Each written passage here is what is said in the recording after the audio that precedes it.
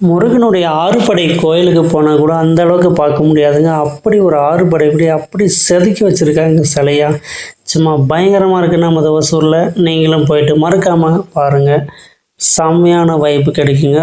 பட்டை கலப்புது விநாயகர் சதுர்த்தி. ஒவ்வொரு ஸ்ட்ரீட்டுக்கும் பார்த்தீங்கன்னா சும்மா சரியான காம்படிஷன் போயிட்டுருக்கு. அப்படி ஒரு சிற்பங்களும் அப்படி ஒரு குகைகளும் செட்டு சினிமா செட்டு பயங்கரமாக இருக்குது. பார்க்குறதுக்கு மிரள வைக்கிற மாதிரி இருக்குங்க. ஒவ்வொரு செட்டு மலேசியா முருகன் இன்னும் எக்கச்சக்கமாக இருக்குங்க. நீங்கள் போனீங்கன்னா உங்களுக்கே செம்ம வைப்பாக இருக்கும். செம்ம ஆறுபடை வீடு அப்படி ஒரு அலங்காரமாக செட் பண்ணி வச்சுருக்காருங்க. இதெல்லாம் பார்க்கணுன்னா நீங்களாம் கொடுத்து வச்சுருக்கணும். ஸோ நீங்கள் கொடுத்து வச்சவங்களா லக்கி கைஸா கண்டிப்பாக அப்போ உங்களுக்கான வீடியோ தான் பாருங்கள். நமது தேர்பேட்டை ஒசூரில் பார்த்தீங்கன்னா பயங்கரமாக செம்ம செட்டுலாம் போட்டிருக்காங்க. சினிமா செட்டெல்லாம் ஆறுபடை முருகன் அப்படியே சும்மா தத்ரூபமாக செம்ம செதுக்கி வச்சுருக்காங்க.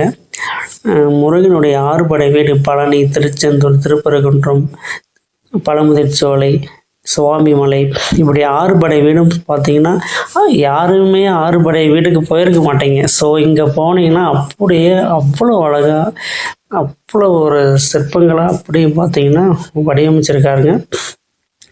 நீங்கள் ஆறுபடை வீட்டுக்கு போகிறதுக்கு உங்களால் முடியல அப்படின்னா கண்டிப்பாக நீங்கள் இங்கே போயிட்டு வாங்க.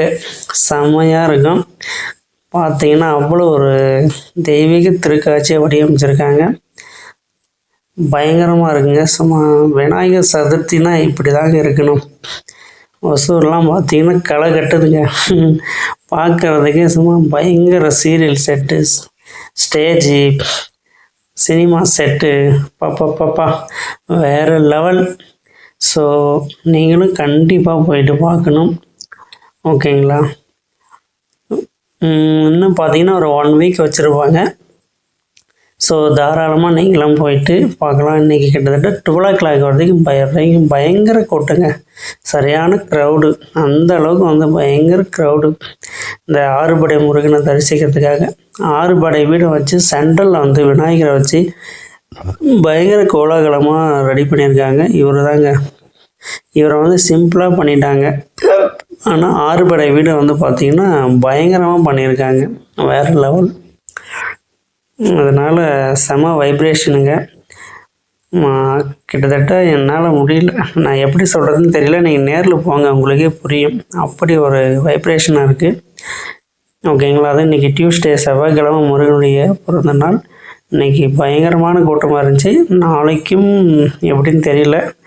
நீங்களும் போயிட்டு நல்ல உற்சாகத்தோடு இறைவனை பார்த்துட்டு வாங்க. எல்லாம் நல்லதே நடக்கும். ஓகேங்களா? தேங்க்யூ. நம்மளோட சேனலை மறக்காமல் சப்ஸ்கிரைப் பண்ணிவிடுங்க. பக்கத்தில் இருக்கிற பெல் ஐக்கனை கிளிக் பண்ணிவிடுங்க.